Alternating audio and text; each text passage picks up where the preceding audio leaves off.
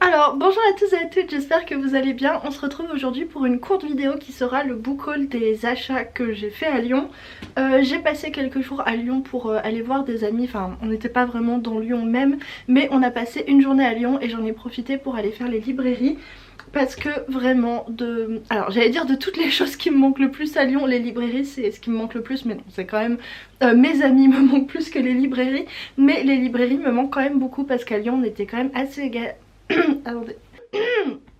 Alors je m'excuse d'avance parce que je risque de beaucoup tousser, beaucoup expectorer et renifler pendant cette vidéo. Je suis sur la fin du rhume bronchite mais il n'est pas tout à fait terminé donc. Bref, du coup je disais qu'à Lyon on était quand même pas mal gâtés en librairie parce qu'il y a pas mal de choix. Et notamment pour l'imaginaire, il y avait la super boutique Trop Lune qui était juste à 2 pas de chez moi, qui est une boutique, une librairie spécialisée de l'imaginaire et qui fait aussi boutique pour les figurines, pour les jeux de société et tout. C'était vraiment trop cool. Donc voilà, on est passé à Trop Lune. Et surtout on a fait les librairies d'occasion parce que c'est ce qui me manque peut-être. Parmi les librairies qui me manquent, je pense que ce qui me manque le plus depuis que je suis à Mulhouse, c'est les librairies d'occasion, parce qu'on n'a pas de librairie d'occasion dans Mulhouse. Enfin il y en a une mais il y a vraiment rien du tout en imaginaire. Alors qu'à Lyon j'avais l'habitude d'aller à Gilbert Joseph qui est du coup dans le centre de Lyon et qui ont un assez gros rayon SFFF dans lequel je trouvais pas mal de choses. Et on est aussi allé du coup au Père Pénard qui est dans le Vieux-Lyon et qui est une toute petite... c'est une librairie que j'aime beaucoup parce qu'elle a vraiment le charme poussiéreux des bouquineries. Elle est un petit peu, il y a des étages, des mezzanines et tout, c'est très cool. Mais par contre quand on y allait j'étais un petit peu déçue, ça fait du coup au moins 2 ans que je n'y avais pas mis les pieds. Et parce qu'on a déménagé et tout, enfin bon, bref.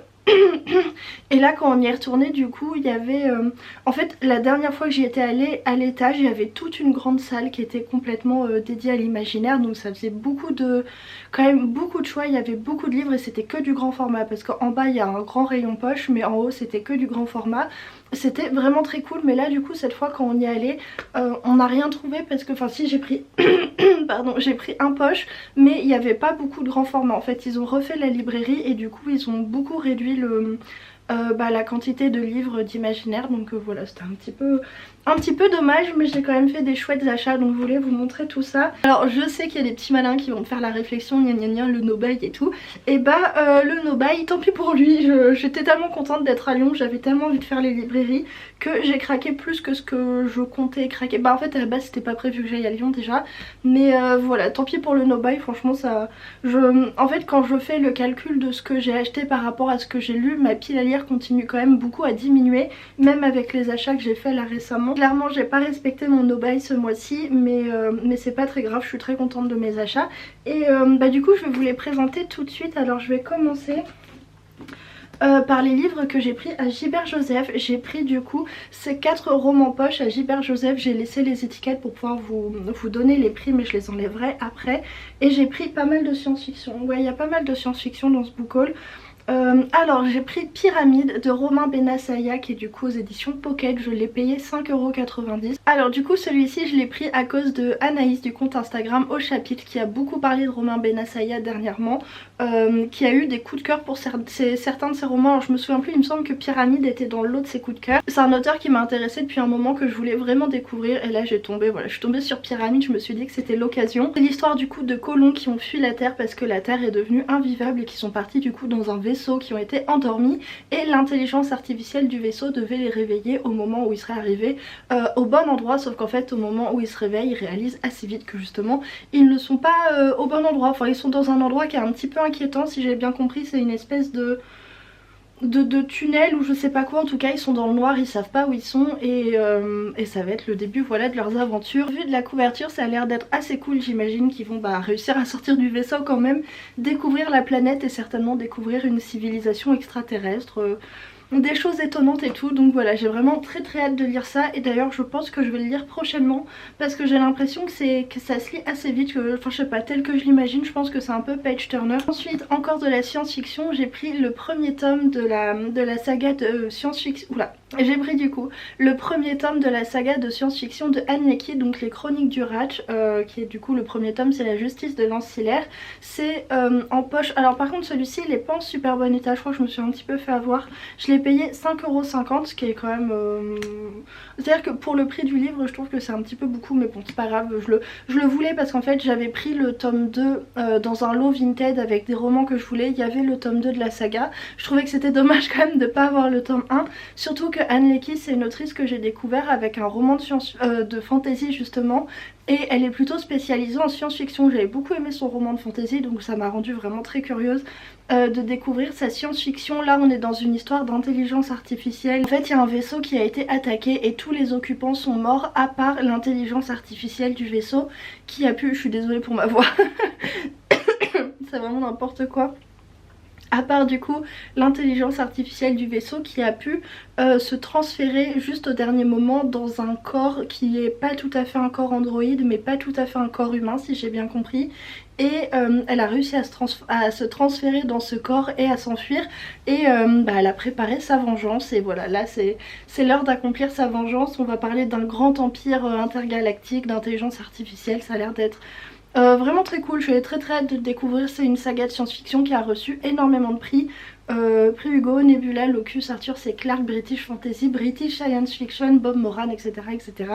Bref, beaucoup de prix, donc j'ai très hâte de le découvrir. Ensuite, encore de la science-fiction, puis on passera un petit peu à la fantasy. J'ai pris le roman Dans la toile du temps de Adrian Tchaïkovski. Avec cette très jolie couverture qui est parue aux éditions Folio SF. J'aime vraiment trop ces éditions, vraiment les éditions Folio SF, je les trouve trop beaux, je les trouve, en plus à chaque fois c'est des romans que j'aime bien et tout, bref je suis trop contente. Du coup celui-ci je l'ai eu à 6,40 €, donc du coup pour l'état du livre franchement j'ai fait une affaire, donc je suis trop contente. On est aussi sur une histoire de colonisation, la terre est au plus mal, machin machin. Ces derniers habitants n'ont plus qu'un seul espoir, coloniser le monde de Cairn, une planète lointaine qui a été terraformée pour l'espèce humaine, mais en fait le temps qu'ils arrivent sur place ils vont découvrir qu'il y a une autre espèce qui s'est adaptée encore mieux qu'eux à l'environnement et qui vont un petit peu qui se sont déjà installés, et ça va créer des conflits. Enfin j'ai vraiment très hâte. On parle du choc de deux civilisations aussi différentes que possible. J'ai vraiment très hâte de découvrir ça. J'ai vraiment très envie de ce genre d'histoire. Je pense que voilà, c'est pour ça que j'ai pris 3 romans d'ailleurs. Il y en a un que je vous présenterai aussi après.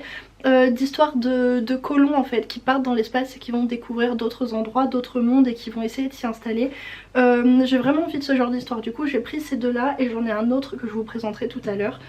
Du coup j'imagine que je les lirai pas tous à la suite, sinon ça fera peut-être un petit peu beaucoup, mais c'est vraiment la SF que j'ai envie de lire en ce moment. Ensuite toujours à Gilbert Joseph, du coup j'ai pris de la fantasy et j'ai pris le tome 2 de la saga Le cycle de Bohème de Estelle Faye, qui est du coup une duologie. Donc j'ai pris le dernier tome, c'est Les révoltés de Bohème. Alors il y a des reflets sur la couverture mais voilà à peu près à quoi elle ressemble. J'avais bien aimé le premier tome, alors j'avais pas énormément aimé, en fait il y avait des éléments que j'avais beaucoup aimé et d'autres qui m'avaient laissé un petit peu perplexe, mais j'avais adoré l'ambiance maritime de son univers. Il y avait une magie qui était assez intéressante et vraiment il y avait tout un aspect qui était assez lié à l'océan, aux pirates, aux ports, aux sorcières des ports et tout, et j'avais adoré l'ambiance maritime du roman. J'avais bien aimé le côté un petit peu dark fantasy et voilà, j'avais bien aimé. J'ai un petit peu oublié certains points de l'intrigue pardon.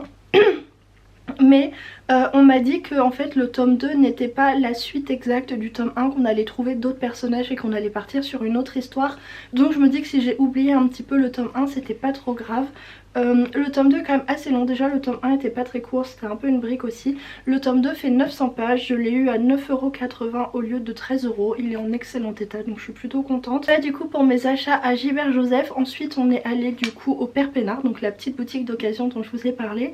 Et là-bas j'ai fait un seul achat, j'ai donc pris Druide de Olivier Perru, dans vos vieilles éditions j'ai lu. Alors Olivier Perru c'est un auteur que j'ai découvert avec sa saga Martyr, dont j'ai lu les 2 premiers tomes et d'ailleurs je crois que le 3e tome est vraiment prévu pour le début d'année prochaine. J'avais beaucoup aimé cette saga, j'avais trouvé qu'il avait une plume vraiment entraînante et il faisait des chouettes personnages. Donc c'est un auteur, enfin j'avais beaucoup aimé ma découverte de l'auteur, et ça c'est le roman préféré d'une amie qui m'en parle souvent et qui me dit souvent qu'il faut absolument que je le lise. En plus l'histoire me faisait envie parce qu'on est du coup sur une histoire de druides, comme l'indique le titre. Dans un univers du coup il y a des druides qui vivent dans la forêt et qui font leur bail, voilà, depuis des années ils font leur truc de druides dans la forêt. Sauf qu'en fait un jour il va se passer quelque chose, va y avoir un meurtre ou un massacre, je sais plus trop. Un crime de sang d'une violence inouïe met en péril le fragile échiquier politique des royaumes du Nord et on va du coup envoyer un druide et ses apprentis pour enquêter sur ce qui s'est passé. Et ça a l'air d'être vraiment très sympa. Ça fait longtemps que j'ai pas lu un truc sur des druides. D'ailleurs je crois qu'à part les Dames du Lac de Marion Zimmer Bradley, j'ai jamais trop lu de trucs avec des druides machin et tout, donc j'ai très hâte de lire ça. C'est une recommandation d'une amie, donc du coup je pense que ça va me plaire. Et puis je crois que c'est un livre qui est assez plébiscité aussi, donc voilà, j'ai hâte de lire ça. Ensuite le dernier achat que j'ai fait à Lyon est vraiment pas des moindres parce que c'est une grosse brique, mais vraiment un énorme livre qui est vraiment très beau, mais je dois vous dire que je le trouve pas extrêmement ergonomique. Alors il est assez floppy, il s'ouvre bien sans casser le dos et tout, mais c'est quand même pas hyper pratique de lire, il y a 900 pages et tout, enfin vraiment le truc est énorme. Bref, j'ai pris du coup Tyrannael, le premier intégral de la saga de Elisabeth von Harburg, qui est une saga du coup de science-fiction qui est éditée en 2 gros volumes comme ça au mouton électrique. Du coup il y a un bleu et je crois que le deuxième il est vert, quelque chose comme ça, je crois qu'il est vert mais peut-être, ouais. Je sais plus, bon il me semble qu'il est vert mais je suis pas sûre. Il coûte 25 € et je trouve que pour la qualité et le nombre de pages c'est quand même assez exceptionnel. Voilà à quoi ça ressemble à l'intérieur, enfin bon, bref, rien d'incroyable, si ce n'est que le format est un peu carré, bah, comme ils font d'habitude au mouton électrique, et que là c'est un peu bizarre parce qu'il est énorme en fait, donc du coup je sais pas, c'est curieux comme objet livre, mais je l'aime bien. Voilà, je l'aime bien et surtout j'ai très hâte de le lire puisque je vais vous lire le résumé parce qu'il est vraiment très court. La terre surpeuplée va enfin essaimer. Virginia, dans la constellation de l'Aigle, est ouverte à la colonisation. Mais qui sont les constructeurs des singulières villes qui la parsèment? Et pourquoi ont-ils disparu? Et voilà le drame. Qu'est-ce que cette mer qui surgit de nulle part annihile toute énergie dès qu'on l'approche et toute vie à son contact? Donc voilà, on va suivre l'histoire de colons qui partent dans l'espace, qui vont arriver sur une planète et à qui... Oh, j'ai cru que je l'avais plié. Et à qui il va arriver des bricoles, donc voilà, ça a l'air d'être trop cool. Là sur la couverture ils disent: avec Tyrannael, l'autrice livre une fresque inégalée de l'installation d'une colonie sur une exoplanète. Donc voilà, j'ai adoré les 2 romans que j'ai lus d'Elisabeth von Harburg, du coup Chronique du pays des mers et Le silence de la cité. J'ai vraiment adoré, j'ai trouvé que c'était exceptionnel, c'est vraiment une autrice. J'ai adoré ce que j'ai lu, du coup j'ai qu'une hâte, c'est lire d'autres choses et voir si le coup de cœur se confirme. Donc voilà pour mes achats à Lyon et j'ai encore 2 livres à vous présenter. Un livre qui m'a été offert par une copine et un livre que j'ai acheté sur Vinted avec ma cagnotte. Alors on va commencer par lui. J'ai donc pris sur Vinted le petit roman de chez Le Bélial, L'homme qui mit fin, enfin la novella de chez Le Bélial, L'homme qui mit fin à l'histoire de Ken Liu, vous savez, dans la collection 1 heure lumière. Est-ce qu'il fait 100 pages? Est-ce que je peux le mettre dans le challenge SFFF? Oui c'est bon, il fait 100 pages. C'est du coup une novella qui va parler de la guerre assez crûment, de manière assez violente je crois. Enfin les personnes qui l'ont lu et dont j'ai vu les avis disaient que c'était une bonne lecture, vraiment quelque chose de très bien à lire, mais que c'était aussi assez violent, assez dur, puisque on parle des horreurs de la guerre, de torture, voilà, de tous les actes terribles qui se produisent pendant la guerre. Je crois que c'est sous forme d'extraits, d'éléments de journaux, d'éléments de rapports et tout, donc j'ai très hâte de voir comment c'est construit. Et en fait plus précisément je crois qu'on va parler de la guerre qui a opposé le Japon et la Chine, oui c'est ça.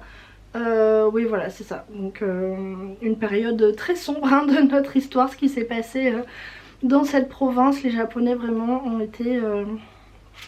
Bon bref, ils ont pas fait briller leur culture à cet endroit et voilà, j'ai très hâte de le lire parce que voilà, ça a l'air d'être vraiment très intéressant, mais ça a l'air aussi d'être vraiment très violent, donc à lire un jour où ça va bien, mais j'ai très hâte de le découvrir, j'ai vu vraiment des très bons avis.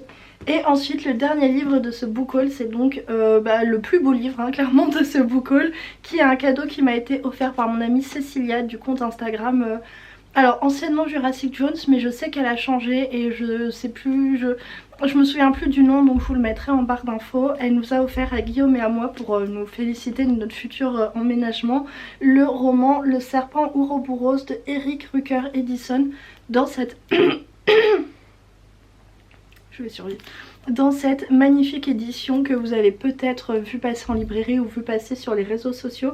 Il est vraiment vraiment très très beau. Alors là ça brille parce qu'en fait j'ai laissé le plastique autour tout simplement puisque comme on va déménager, qui va être trimballé dans des cartons et tout, je me suis dit qu'il était mieux protégé actuellement dans son plastique. Donc je n'ose pas l'ouvrir mais j'ai vraiment très très hâte déjà de le lire mais aussi d'ouvrir pour découvrir l'intérieur parce que c'est vraiment un super bel objet. Franchement c'est trop trop beau et c'est de la fantasy classique, c'est un livre qui a été écrit avant le Seigneur des Anneaux de Tolkien. En fait il y a une guerre qui va se déclencher contre les forces du mal et on va suivre voilà des personnages qui vont voyager. J'ai l'impression que on va beaucoup voyager, leur périple les conduira à travers forêts et déserts, mers et marais, au cœur des fabuleuses contrées de la Terre du Milieu, depuis leur majestueuse démonie aux 1000 montagnes jusqu'aux plus hautes cimes enneigées de la Terre. Ça a l'air d'être très très cool et on parle de sorcellerie, de démons. Alors j'ai très hâte de voir le type de peuple, de créatures qu'il y a dans ce roman. Enfin bref, je suis très curieuse, j'ai hâte de le découvrir, j'ai hâte de l'ouvrir et franchement merci Cécilia, c'est un super cadeau, on est très contents. Guillaume aussi est très content parce que lui il a beaucoup aimé le Seigneur des Anneaux, ça fait partie de ces incontournables qu'il a dû lire 50 fois quand il était jeune et du coup je pense que voilà ça l'intrigue beaucoup. Donc voilà, c'était le dernier livre de ce book haul et je n'ai rien d'autre à vous présenter. Du coup ça va être tout pour ce book haul, j'espère que cette vidéo vous a plu. N'hésitez pas à me dire si vous avez déjà lu certains de ces livres, si vous voulez m'en conseiller certains particulièrement. Et voilà, du coup sur ce je vous souhaite de bonnes lectures, une bonne semaine et on se retrouve bientôt pour une nouvelle vidéo.